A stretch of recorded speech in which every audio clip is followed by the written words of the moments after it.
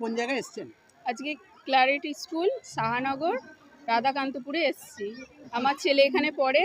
আজকে annual function হচ্ছে, প্রতি বছরই হয়, এবারেও হচ্ছে। ওরা এই অনুষ্ঠান নিয়ে খুব আনন্দে থাকে, বছরে একবার হয়, খুব ভালো লাগে ওদের, তো ওই কারণে আমি এসেছি। আপনার পুত্রের নাম?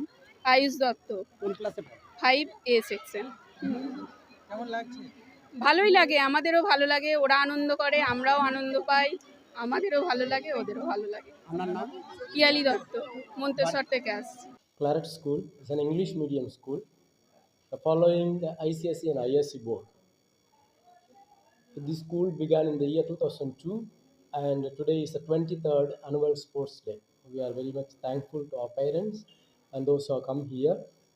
This sports day makes our students to demonstrate their sports talents, especially the students are from the rural areas, but with regard to their sports activity they are very good.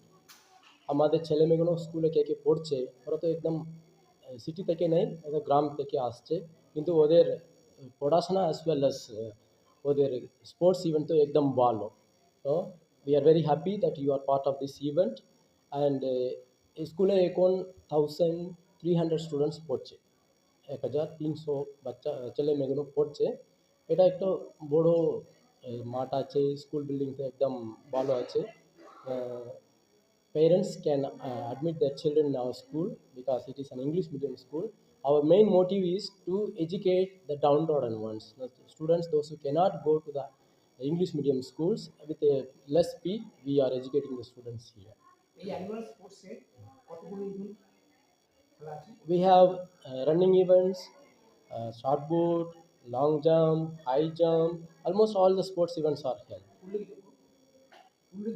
Important, this is only sports athlete events.